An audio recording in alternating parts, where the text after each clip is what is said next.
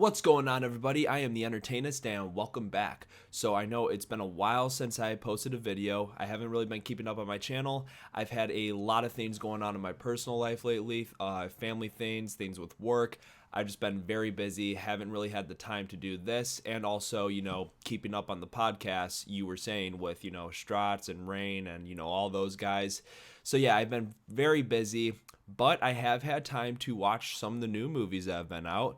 Last year, I did this thing called Brief Movie Reviews, where I reviewed a bunch of newer movies that were out that I didn't really get a chance to make separate reviews for them. And since they were out for a while, I still wanted to talk about them, and it was easier to just talk about them all in one video. Since they've been out for some time now, and a lot of people have seen them, I'm going to do the same thing with this. I'm going to be reviewing Army of the Dead, The Conjuring, The Devil Made Me Do It, Cruella, A Quiet Place 2, and Spiral. I want to talk about The Conjuring 3. So The Conjuring, The Devil Made Me Do It is the new Conjuring movie, the third installment, and it's about the Warrens once again, and it's about their most sinister case ever, about this guy who committed this murder, and he claimed that he was possessed by the devil.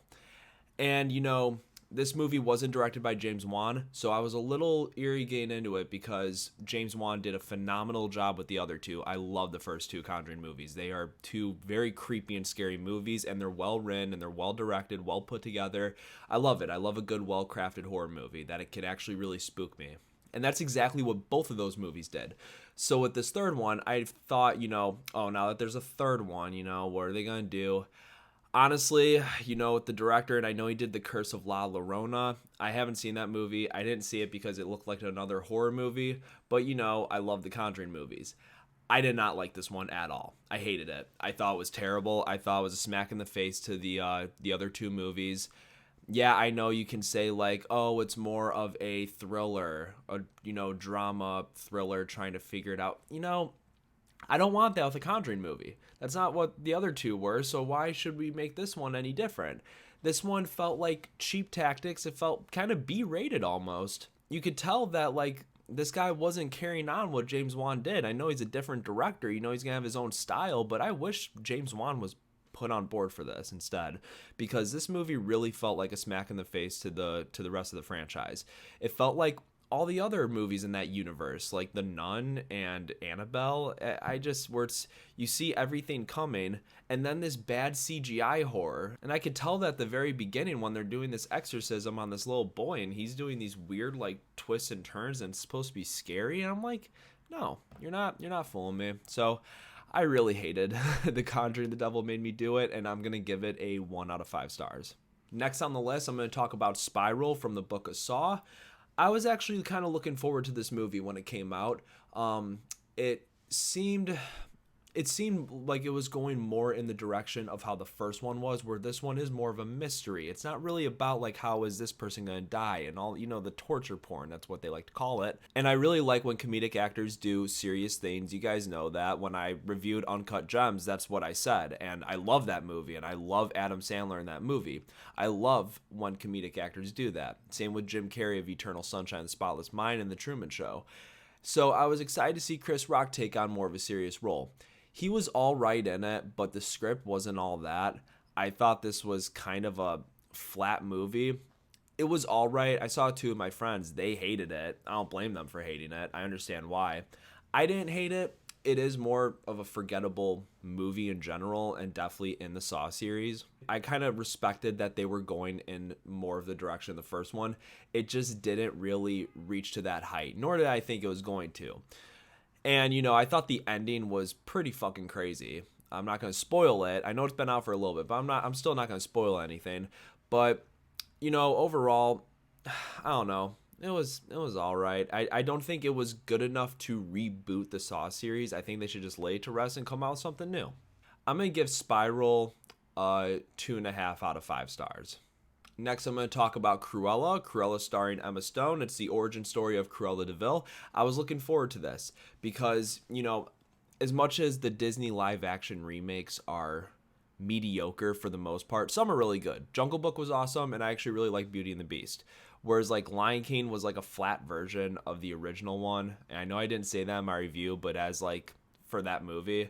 But as I sat through it over time, I was like, yeah, I don't know, wasn't into it. But Cruella, I was like, okay, this isn't really a remake, it's telling the story. Kind of like how Joker is. The thing is, it's like The Devil Wears Prada meets Joker in a Disney fashion. I really like this movie. I thought it was a lot of fun. I think the time could have been trimmed down a little bit. It's like 2.5 hours long, or 2 hours and 15 minutes, something like that. I think it could have been shaved by like 20 minutes. So, like, the first part kind of lingered a little bit. But, I understand that to get into her childhood. And there was a lot of voiceover of Emma Stone, which I understand because she was in the movie at this point. It's focusing on the childhood. And Emma Stone was narrating it. And I thought the narration really was too overpowerful. So that pulled me out a little bit. But once it gets into Emma Stone and how she gets into the fashion business and wants to get revenge on this one lady who's kind of like the creation of Cruella de Vil, that was starting to get really interesting. I really liked what this movie did. It's pretty dark, it's not a kid's movie by any means. It's PG-13. It's kind of like Pirates of the Caribbean. That's a Disney movie, but that's not like a children's movie.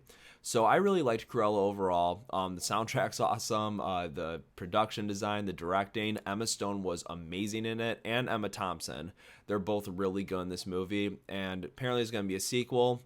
At this point, yeah, it's just going to become a 101 Dalmatians remake. But yeah, we'll see. I really like Cruella, and I'm going to give it a 3.5 out of 5 stars. Next on the list, I'm going to talk about Army of the Dead. So Army of the Dead is the new zombie movie on Netflix. Zack Snyder directed it, and Zack Snyder, you know how I felt about his version of Justice League. He fucking killed it. So this movie, I know he's working on this too, and he's famous for zombie movies too. He's the one who did Dawn of the Dead, one of the most iconic zombie movies of all time. So I was excited to see this because, it's set in Vegas, and it looked different. It looked new. I like what he did with the zombies, that they're more like a tribe. And, you got your leaders, and then you got your squires. And, the squires are basically your typical zombies, like Dawn of the Dead or World War Z, where they're just running, mindless, looking for people's brains to eat. And then you got the leaders who have their own way of communicating, and they're very fast and powerful, got quick reflexes. I thought that was really cool. Tiger zombie, amazing. So I thought the zombies were really well done, and I like that I was in Vegas. This movie had one of my favorite opening sequences for a movie in a long time that I've seen. The opening sequence was amazing. I loved it. And the ending was really cool too. The final act was great. The issue I have with this movie is the same issue I had with Cruella. It felt a little too long, and the parts that were long were just story, which, I'm not saying I didn't care about the story. I like the characters, and, Dave Bautista was really good in it too. But I'm here to see zombies, and I think a lot of us were too. And they give you that. They give you that, a little bit in the middle, in the beginning, and throughout the entire final act. But the movie was a little too long for my taste, and I understand why they did it with Cruella more than they did with this. And that's just how Zack Snyder is too. He makes really long movies. But it was all right overall. I thought it was okay. I'm going to give Army of the Dead 3 out of 5 stars. All right, so the last movie I'm going to talk about is A Quiet Place Part 2. When I first saw A Quiet Place 1, I really liked it. I thought it was really well done. John Krasinski did a really good job writing and directing it. And I believe it was his debut as a director, if I'm not mistaken. And, Emily Blunt did really good in it too in the movie. And so I went to that movie thinking it was going to be a lot scarier than it was. Like it was going to spook me a lot more. And it didn't. It's more of a thriller.